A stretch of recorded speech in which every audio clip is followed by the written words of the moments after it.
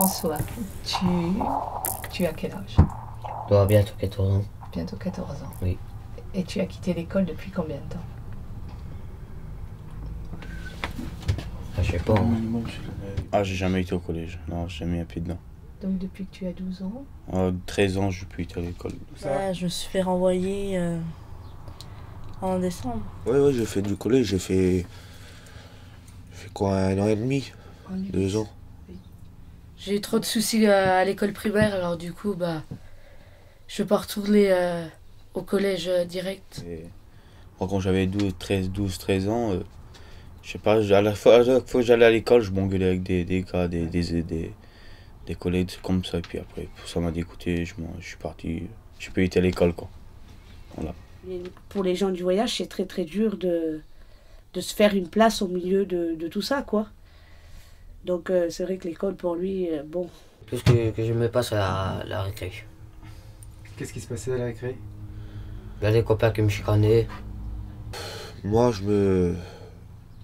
j'aimais bien venir à l'école, mais sauf que c'était pas... Je me sentais pas dans mon élément, on va dire. J'étais pas... On aurait dit que j'étais en prison, carrément. C'est déjà la troisième fois que je fais été virée du collège. Donc avant j'étais à Saint-Vit, je me suis fait virer. Je suis pas retournée pendant 4 mois au collège. C'est comme si tu es enfermé, par exemple vous allez en prison, c'est comme si vous êtes enfermé.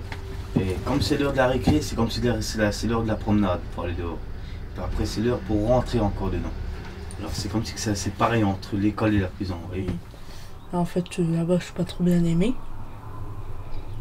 Je me débrouille un petit peu pour savoir lire un peu. Donc j'aimerais bien qu'il débouche sur un SAP pour que plus tard il ait quelque chose et puis qu'il puisse aller travailler comme tout le monde. Pas qu'il soit comme nous on n'a rien. Moi je vois, son papa il ne sait pas lire, pas écrire. Et moi j'ai été à l'école jusqu'en 3e, mais bon, si j'y allais pas, c'était pas grave. Mes parents, voilà quoi. Mais bon, aujourd'hui où on va, il faut qu'il ait un minimum de savoir lire, écrire, pour qu'il soit là pour savoir faire ses papiers. Si moi je ne serai pas là, on ne sera pas tout le temps vers lui. Il faut qu'il vole de ses propres ailes. Donc il faut qu'on arrive à... On a ce souci-là, on se dit qu'est-ce que plus tard il va faire, quoi. Est-ce qu'il va pouvoir avoir un métier dans les mains, pouvoir partir de la maison, pour pouvoir travailler, pour pouvoir avoir une maison, ou pas être obligé d'aller d'endroit en endroit, ou... Voilà, c'est notre souci au jour d'aujourd'hui, quoi.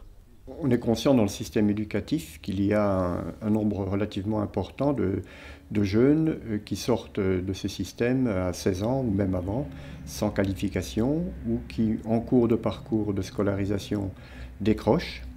Et puis aussi certains jeunes pour qui le système éducatif proposé n'est pas très adapté, compte tenu de leur contexte social ou culturel.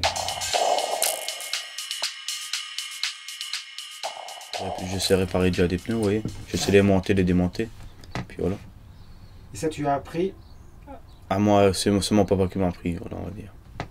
C'est mon papa qui m'a appris, puis après, moi, j'ai fait. Et voilà, quoi. Après, je savais les redéfaire, les remonter. Après, c'était bien. C'était bien. Je sais faire la mécanique. J'ai C'est-à-dire, appris. je sais faire mécanique parce que moi je me connais. Je sais faire les moteurs.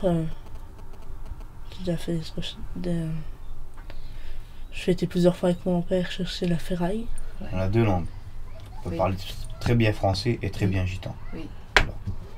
Ça c'est bien. Voilà.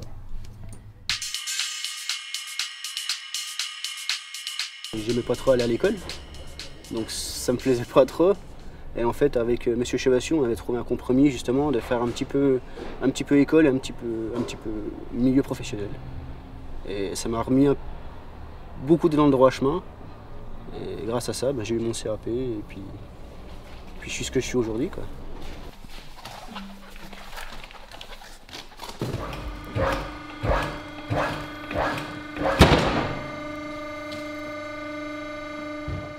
Dans ma vie quotidienne, je me sentais mieux quand je rentrais le soir après être venu en stage.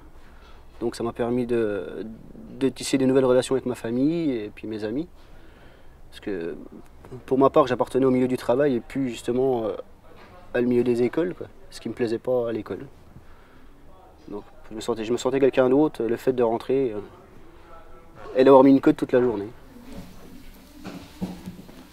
Les jeunes gens du voyage entrent dans le milieu du travail très jeunes et travaillent très tôt avec leurs parents, ça on le voit dans les témoignages.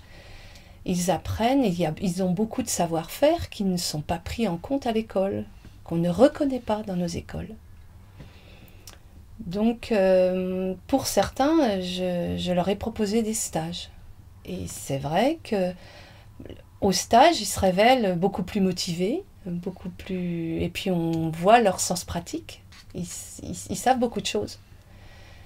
Et les maîtres de stage, comme les ouvriers qui travaillent avec eux, reconnaissent leurs compétences. Et là, il y a comme un déclic qui se passe parce que, enfin, quelqu'un leur dit qu'ils réussissent et que c'est bien ce qu'ils font.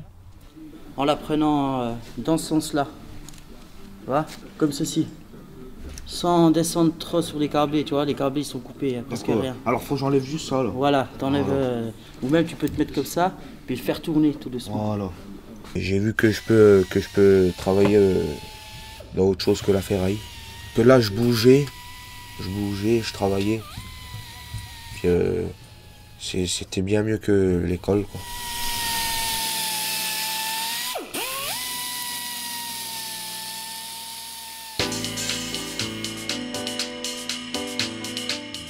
On a eu connaissance effectivement des écoles de production ou d'autres lieux où c'est à partir plutôt de l'expérience pratique que le jeune acquiert des compétences, prend confiance en lui et à partir de ce qu'il a appris, acquis, en lien avec un savoir-faire professionnel, eh bien il peut avoir l'esprit plus libre pour acquérir des compétences dans le domaine du savoir lire, écrire, compter.